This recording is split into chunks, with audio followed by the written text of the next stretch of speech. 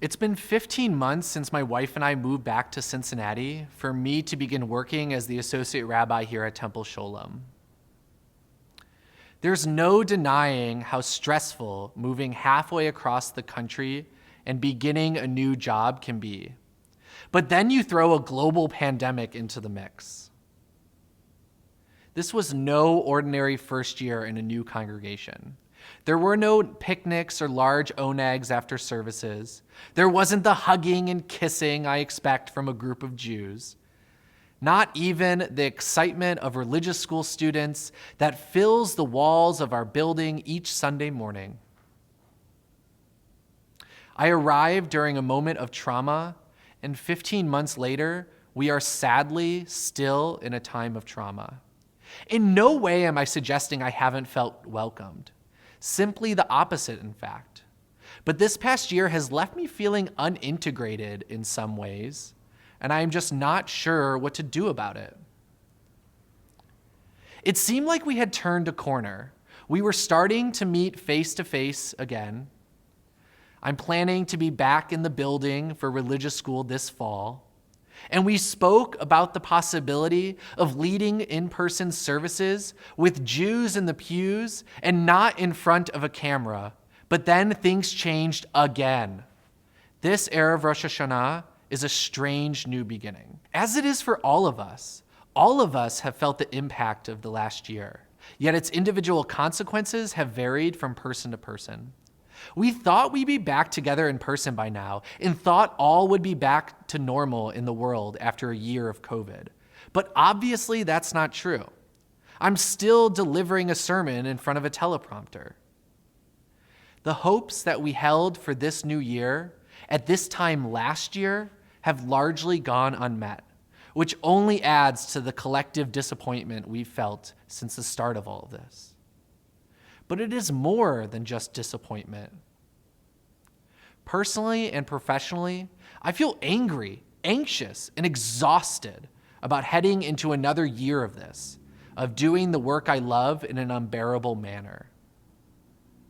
How can I endure another year without being face-to-face? What might the world look like in the next few days, weeks, or even 2 months from now? As far as the community goes, we're only able to plan for the next 3 months, since none of us can know what the world is going to look like come this winter. It feels like we're only a week away from having to start everything over again, and that is scary. It can be hard to remember that being fearful of what's to come is normal, especially in an unknown future, one where the well-being of our children and our grandchildren is so up in the air. Yet while at the same time, having to start over again can be a moment of hope. If we consider what we've learned from our experiences, think deeply about our needs and what's important to us, then maybe we can reemerge from this experience stronger than we were over a year ago. Man plans and God laughs, the old Yiddish proverb goes, and sometimes there isn't a solution to the problem at hand. This summer, I completed my 4th unit of clinical pastoral education. And over the last 6 years, I've spent countless hours providing spiritual care and support to those in hospital beds and hospice, those who endure chronic illness, and others who have experienced immense loss. This type of work is something I have grown to love, and it has taught me there isn't always a solution to life's most difficult moments or problems. As much as we like to be able to fix things, oftentimes we can't. Almost always, the best thing that we can do for someone in need is to simply listen. When we stop trying to make things better, we can be intentionally present, and then we're able to fully experience that moment and all the feels that we try not to feel. Our capacity to be truly present for others takes courage. Courage is not fearlessness, but refusing to be governed by those fears. If the past year and a half has taught us anything, it is that we are more courageous than we think. When we don't allow ourselves to be governed by our fears, what we are left with is vulnerability. Vulnerability is not winning or losing. Rather, it is having the courage to show up when you can't control the outcome. So much of life is unpredictable, and we often make plans that don't work out. But that doesn't mean that we stop trying.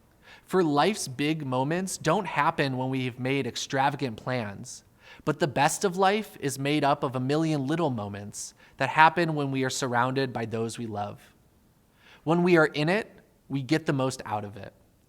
The 40 years the Israelites wandered the desert is where they shed themselves of the deprived spirit of an enslaved people, where they wrestled with God as they discovered who they were and as a people who'd they become. Only after they trekked through the thick of it did they reach the promised land. You know what's strange? I'm standing here talking about planning, but the truth of the matter is that I'm not a big planner. I'd much rather take a spontaneous road trip than plan out stops along the way.